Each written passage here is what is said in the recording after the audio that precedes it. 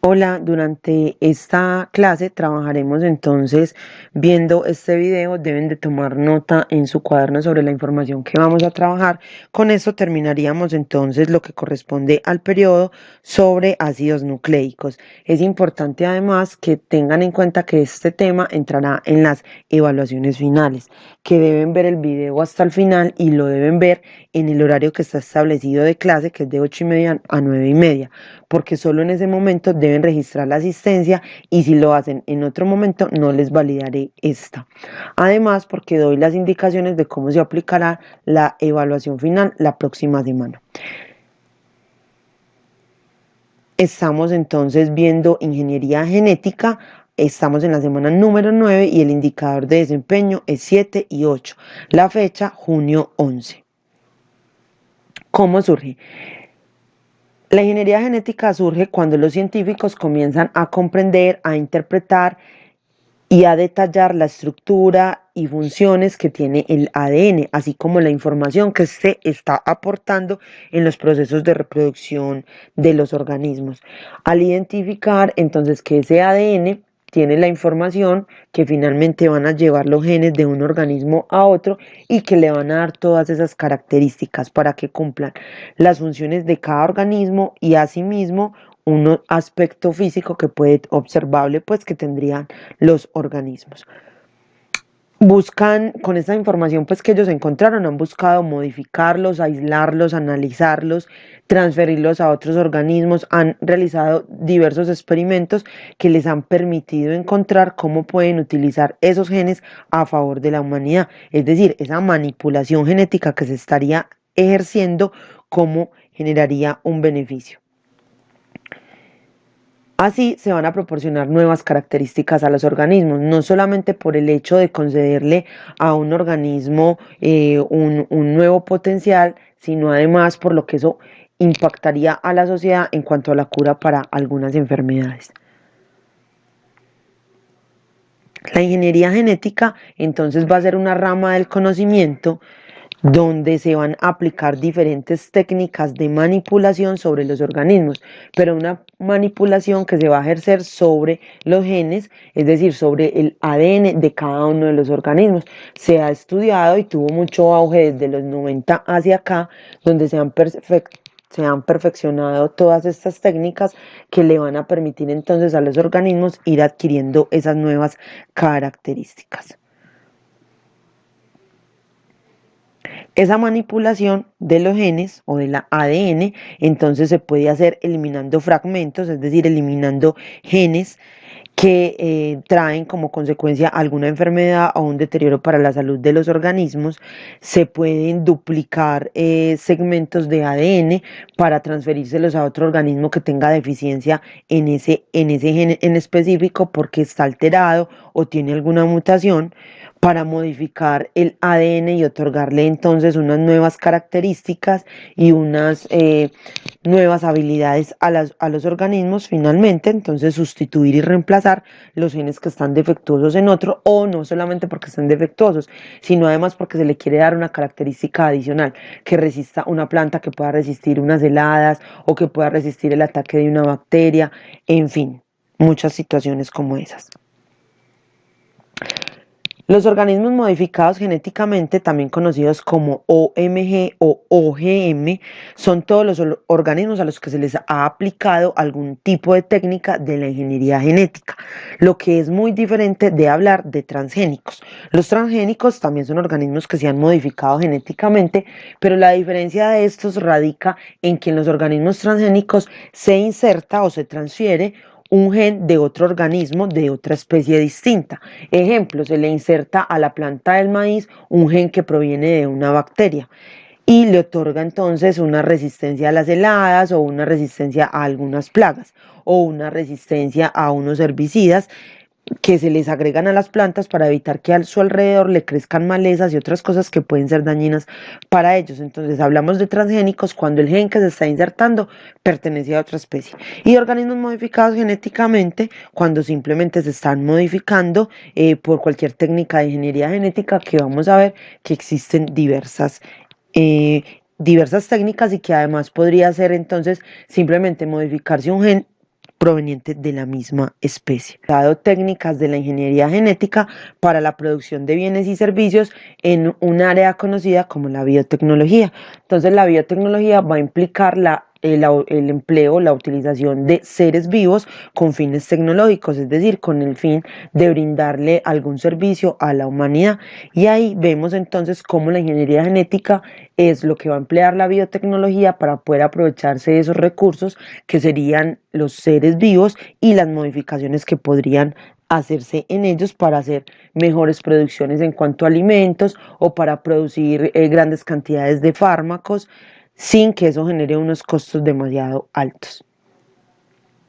Para que sea empleado entonces la biotecnología y la ingeniería genética para la producción de vacunas, para la producción de fármacos. En fármacos estaríamos entonces hablando de la insulina para regular los niveles de azúcar en la sangre, donde se utilizan entonces bacterias en las que estas bacterias producen grandes cantidades de insulina que finalmente van a ser llevadas a los humanos para poder regular esos niveles de azúcar en la sangre. Esa insulina a las bacterias les insertan genes de nosotros, genes humanos, que son los responsables de la producción de esta sustancia. También en fármacos como la hormona del crecimiento, que en algunos seres vivos no logran desarrollar las cantidades adecuadas y no logran crecer lo suficiente. Entonces se produce esa hormona del crecimiento y se le da a los organismos que la requieran. También tenemos enzimas para disolver manchas, que es lo que se le agrega a los jabones cuando hablamos de jabones que son especiales para quitar esas manchas. Estaríamos hablando, por ejemplo, como por ejemplo el Vanish, que nos sirve para quitar algunas manchas de la ropa. Entonces lo que utilizan es un tipo de enzimas que son unas sustancias químicas que van a permitir acelerar la reacción para que finalmente se pueda disolver esa mancha. También enzimas para la industria alimenticia, en especial para la producción de yogures, panes, licores, donde se van a utilizar estos para acelerar esas reacciones y que se demoren menor tiempo. Por ejemplo, también en la fabricación de quesos, cuando los quesos se añejan y se tendrían que dejar demasiado tiempo, se utilizan enzimas que simplifican o disminuyen esa cantidad de tiempo. Y para crear plantas resistentes a diferentes enfermedades, que ha sido muy útil en el campo de la agricultura. Otra de las técnicas que utiliza la biotecnología o la ingeniería genética y que ha sido muy famosa, además que ha entrado en un debate ético y moral, es la clonación, que son copias exactas que se hacen de un organismo. No necesariamente tienen que ser de un organismo, podrían ser copias exactas de una célula o de un tejido para implantarse a otro organismo. El caso más sonado o el caso más famoso de la clonación, en realidad fue el primer caso registrado exitosamente, fue el caso de la oveja Dolly, como veremos a continuación. La clonación de la oveja Dolly. La clonación de organismos es la obtención de un individuo, animal o planta genéticamente idéntico a otro. El 5 de julio de 1996 se obtuvo la oveja Dolly a partir de células de un adulto. La técnica empleada implica la participación de 3 madres y ningún padre. De una oveja blanca, primera madre, se extrae una célula de una glándula mamaria que es cultivada en el laboratorio y que posee la información genética que tendrá la oveja Dolly. De una oveja de cabeza negra, segunda madre, se cogen óvulos no fertilizados a los que se extrae el núcleo celular. Esta célula, que no contiene información genética, se fusiona mediante descargas eléctricas con la célula mamaria cultivada en el laboratorio. Como consecuencia, la célula mamaria se une al óvulo y comienza a dividirse, ya que las descargas eléctricas producen un efecto similar al de la fecundación. El embrión obtenido en el proceso se implantó para su desarrollo en el útero de otra oveja de cabeza negra, tercera madre, que dio a luz a Dolly, clónica de la oveja adulta inicial, la primera madre. Sin embargo, el caso de la oveja Dolly resultó novedoso. Primero, por ser un mamífero, y segundo, por provenir de una célula adulta. En el caso de Dolly, se transfirió el núcleo de una oveja adulta en un huevo sin núcleo. Este método permitió que en las décadas siguientes se clonaran vacas, cerdos, gatos y otros animales. El impacto mediático fue impresionante y se abrió un debate público en cuanto a los dilemas éticos de la clonación. El temor sobre la posibilidad de la clonación humana se acrecentaría aún más cuando científicos del Instituto de Neurociencias de Shanghái anunciaron en el 2018 la clonación de 2 macacos de cola larga, usando el mismo método de Dolly. La relevancia estriba en que eran los primeros primates clonados usando esta técnica, siendo los primates los seres genéticamente más parecidos a los humanos. En la actualidad, la clonación sigue despertando temor y debate en torno a los límites de la ciencia. Y en muchos países existen reglamentos y leyes para frenar la clonación humana. La clonación de animales se sigue practicando, pero principalmente para fines terapéuticos. Los científicos involucrados argumentan que este conocimiento permitirá regenerar partes del cuerpo humano a partir de células madre, o clonar tejidos y órganos para usarlos en trasplantes, es decir, resultar positivo para la salud. Como vimos, entonces eso es lo que ha sucedido con la clonación, después de la clonación de la oveja Dolly. Y han surgido numerosos debates y sabemos que posiblemente ya se pudo haber experimentado en humanos, pero que no lo hacen público debido a que los comités de bioética del mundo van a impedir que estos estudios salgan a la luz o que realmente se puedan practicar. La primera registro de asistencia que voy a tomar es para Catalina Villa, María Camila Vázquez, Daniela Baos, Luna y Juan David Ruiz. Deben escribir en la parte de comentarios su nombre acompañado de la letra A. Otra de las técnicas que utiliza la ingeniería genética y la biotecnología son los organismos modificados genéticamente. Hay varias razones por las cuales esos organismos han sido de amplio uso a nivel mundial. Y entonces vamos a ver que uno o varios genes le van a aportar nuevas características a esos organismos. Recordemos que pueden transferirse organismos de la misma especie o de otra especie diferente. Como podemos ver en la imagen, en estas 2 fresas, una fresa orgánica, es decir, que no fue tratada ni modificada genéticamente. Miren el tamaño que tiene en comparación con uno que sea un organismo genéticamente modificado, donde se le agregan genes que les permiten obtener un mayor crecimiento en menor tiempo y es muy bueno para la producción, pero que todavía no se conocen a profundidad los riesgos que puede ocasionar esto para la salud. La segunda asistencia que que deben registrar sería para Jimena Gudelo, Jimena Areiza, Harold Arias, María José Barrera y María Isabela Betancourt. Deben escribir su nombre y el color azul. Continúo entonces compartiéndole el siguiente video sobre los organismos genéticamente modificados.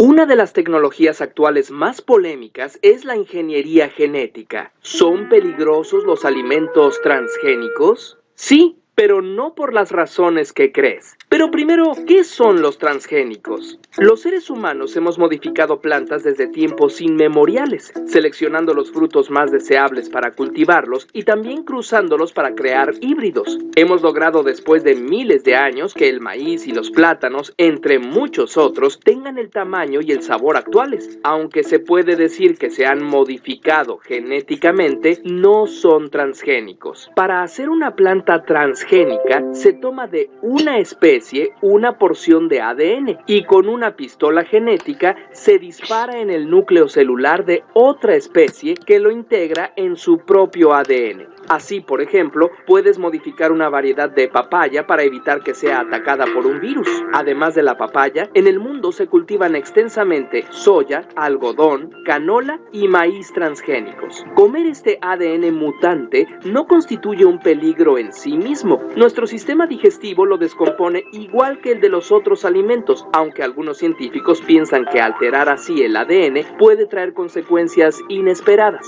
Por ejemplo, las llamadas plantas BT contienen material genético de la bacteria Bacillus thuringiensis, que produce la proteína CRI para matar a los insectos que intenten comerla. Muchos biotecnólogos aseguran que este insecticida es inofensivo para los humanos, y otros piensan que hay que estudiarlo mejor antes de tomar decisiones. El problema grave no está en los alimentos mismos, pero sí muy cerca de ellos. Hablemos de algo llamado glifosato. Se trata de una sustancia que sirve para matar a las malas hierbas. La fabrica Monsanto bajo la marca Roundup.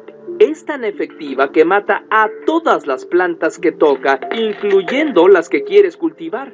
Pero no te preocupes, en lugar de sembrar tu maíz de siempre, solo tienes que sembrar un maíz genéticamente modificado que es resistente al glifosato. Por mera coincidencia, esa semilla también la desarrolla y vende Monsanto. Esta práctica ha aumentado el uso de herbicidas y se ha demostrado que este químico queda impregnado en la tierra, se esparce por el agua y por el aire. Por lo tanto, puede matar otras plantas más allá de las que debía matar, además de insectos y posiblemente enfermar pájaros y otros animales. Por cierto, olvídate de sembrar frijol o calabaza en tu parcela. El Roundup los exterminaría. El glifosato se queda en la piel de los trabajadores y también en los alimentos que consumimos, y hay maíz y soya en muchos más productos de los que crees. Sardinas enlatadas, por ejemplo. Los estudios oficiales, muchos de ellos patrocinados por Monsanto de manera directa o indirecta, aseguran que el glifosato no es tóxico, pero hay casos que hacen sospechar. Por ejemplo, en el pueblo San Salvador Entre Ríos, en Argentina,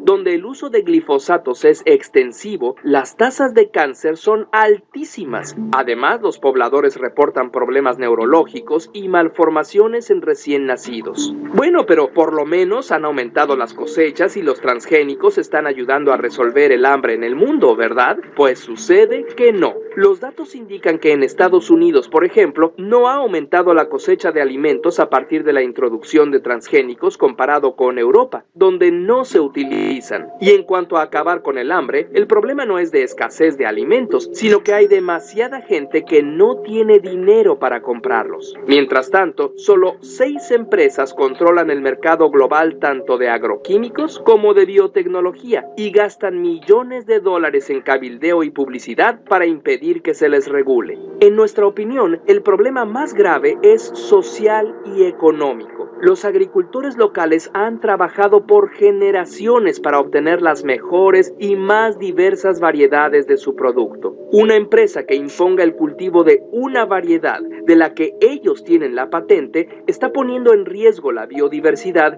y posibilitando la contaminación genética. Incluso hay casos donde si las semillas nativas se contaminan, se demanda a los campesinos locales por usar material patentado y además la seguridad alimentaria de todo un país se pondría en manos de una corporación. El problema no es la modificación genética, sino el modelo económico que privilegia las ganancias y no el amor a nuestro planeta ni la salud de la gente. Curiosamente, el tema es más amplio de lo que nos permite este video. Te invitamos a seguir indagando. Puedes empezar por los links que te dejamos en la descripción. Suscríbete a nuestro canal.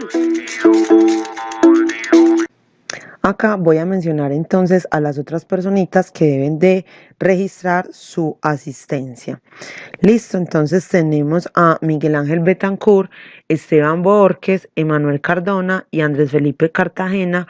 Escriben su asistencia y ponen la letra C.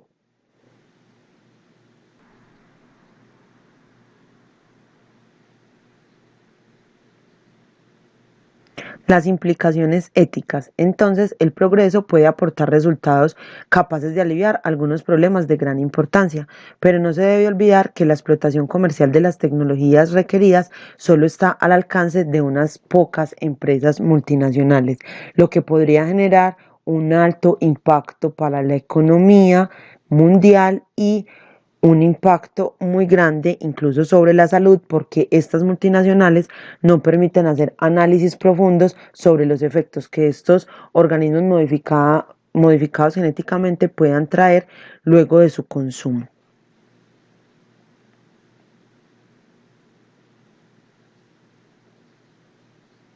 Además, es necesario la participación de cada ciudadano sobre la información para tener un criterio respecto al tema, ya que esto no puede ser resuelto por expertos. Quien tiene la decisión final es la sociedad y es quien debe decidir qué se debe de hacer.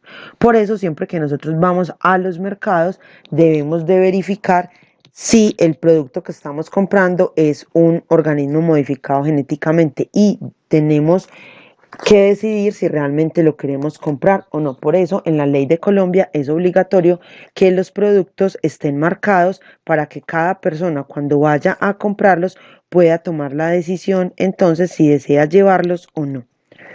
Hay opiniones entonces muy diversas y hay que situar entonces unos límites sobre la manipulación de ese material que tienen los organismos vivos. Y por eso en el mundo existen los comités de bioética que van a ser los responsables de tomar y evaluar decisiones en torno a si se hace necesario experimentar con los organismos.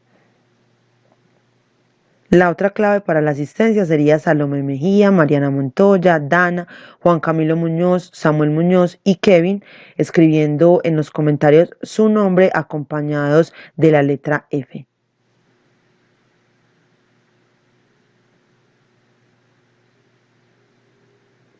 Sobre las evaluaciones finales, entonces, la próxima semana, como saben, el lunes es festivo, por lo tanto, las evaluaciones de ciencias y de química, ambas las estaremos realizando el día jueves en el horario de clase, que sería de 8:30 a 9:30 de la mañana. Deben entonces en este momento registrar su asistencia Juan Pablo Correa, David Garcés, Juan Pablo García, Santiago Gutiérrez, Juan Manuel Henao, Sara, Manuela, Ana Sofía y Mateo López, escribiendo en los comentarios su nombre y el color verde. Como les iba contando, entonces las evaluaciones finales entonces van a ser en el tiempo de clase y cada evaluación final solamente estará habilitada durante media hora de clase. Cuando ustedes ingresen a Classroom a las 8:30 se van a encontrar con la primera evaluación que tendrán que resolver. A las 9 en punto se cierra la primera evaluación y se abre inmediatamente la otra.